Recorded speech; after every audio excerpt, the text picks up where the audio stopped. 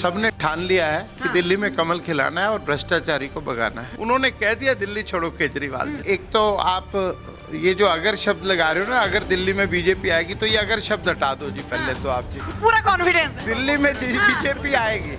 वैसे अवैध संबंध वो पहले भी बनाते रहे, अब भी बनाएंगे जी साहब। रात को सोचो याद आ गया, आप पुजारियों को देंगे।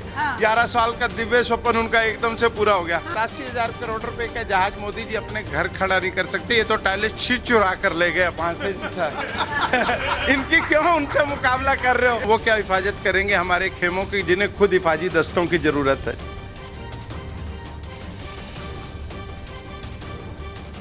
बीजेपी की लिस्ट जो है थोड़ी लेट आई, लेकिन जब आई तो मैदान में ऐसे धुरंधर उतरकर सामने आए जिनके नाम देख के कहीं ना कहीं पूरा का पूरा विपक्ष जो है एक बार के लिए सन का सन रह गया।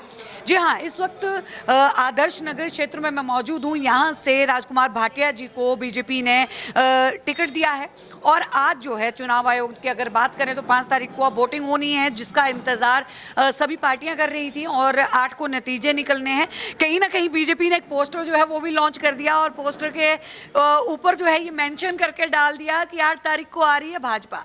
राजकुमार भाटिया जी, क्या लग रहा है, भाजपा वाकई में ही आ रही है? सबने ठान लिया है कि दिल्ली में कमल खिलाना है और भ्रष्टाचारी को भगाना है। लेकिन एक बड़ी सी बात करें तो योजनाओं का पिटारा जो है कहीं ना कहीं आम आदमी पार्टी ने खोल के रख दिया है जनता के सामने। चाहे ऑटो वाले हों, चाहे पुजारी हों, चाहे जो है महिलाएं हों, महिला शक्तिकरण की बात हो रही है। 2100 रुपए का उनको उपहार जो है वो दिया जा रहा है, उसको लेके क्या सोच रही है बीजेपी? देखिए दीदी, राजनीति प्रोस्पेक्टिव का और नैरेटिव का खेल है, लेकिन उसके पीछे एक टेक्निकल बेस होती है जी।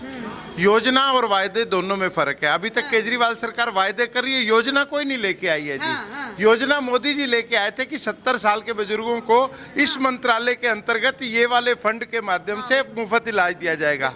केजरीवाल जी बता दें, क्या बाल विकास मंत्रालय ने कोई योजना ऐसी बनाई जिसके माध्यम से 2100 रुपए दिए जाएंगे? और सरकार आने पर क्यों दिए जाएंगे? केजरीवाल जी तो प्रोडक्ट बेच रहे हैं, वायदों के माध्यम से सपनों की सौदागरी कर रहे हैं। उन्होंने नीचे लिख दिया terms and condition apply if the government will come जी। अरे भैया, अब नहीं आएगी गवर्नमेंट। दिल्ली तुम्हारे वायदों से जो है खफा है, तुम्हारे वायदों से नाराज है और आज ही जा चुकी है। उन्होंने कह दिया दिल्ली छोड़ो केजरीवाल जी। अच्छा भाटिया जी, आप जिस क्षेत्र में आते हैं उससे चंद दूरी पे ही अगर बात की जाए तो भलसवा जो है वो लैंड भील वो भी है, उसको लेके भी एमसीडी में भी बीजेपी आम आदमी पार्टी जो है वो आ गई थी और भारी बहुमत से आई थी उस वक्त भी।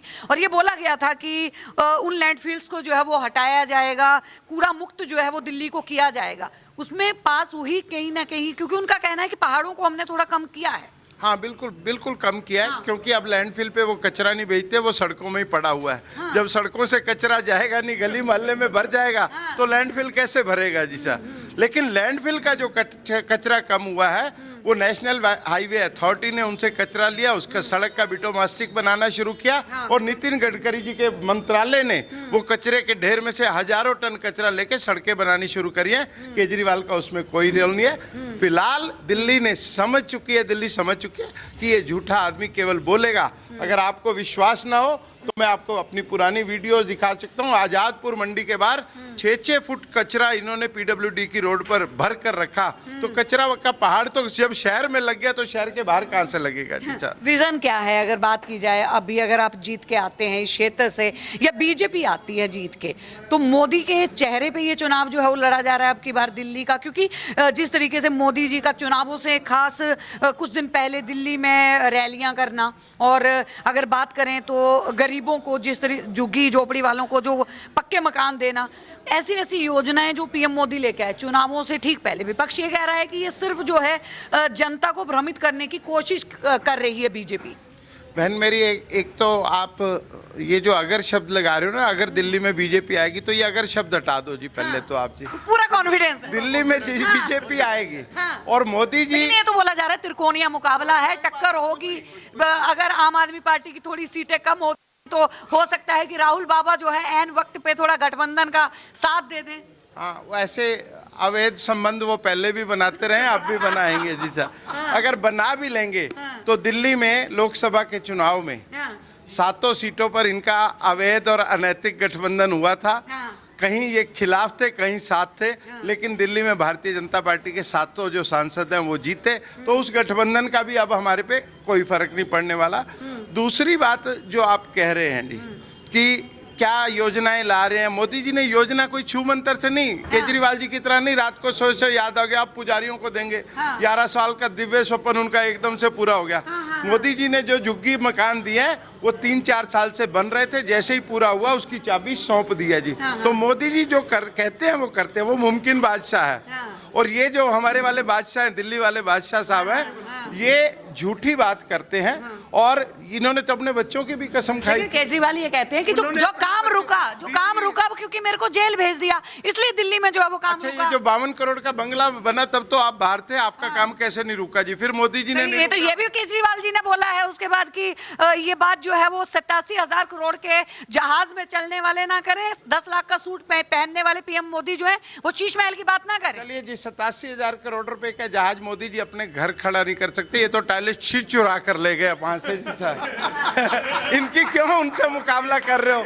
और मोदी जी का और केजरीवाल का कोई मुकाबला नहीं। देखिए, आदर्श राजनीति की बात करके इन्होंने अपने बच्चों की कसम खाई थी कि हम बंगला नहीं लेंगे, गाड़ी नहीं लेंगे, और ये नहीं लेंगे वो, लेकिन ये सब कुछ कर रहे हैं। अब 20-22 गाड़ियों के काफिले में चलते हैं, दिल्ली वाले नहीं चलाते तो पंजाब की गाड़ियों से चलते हैं जी।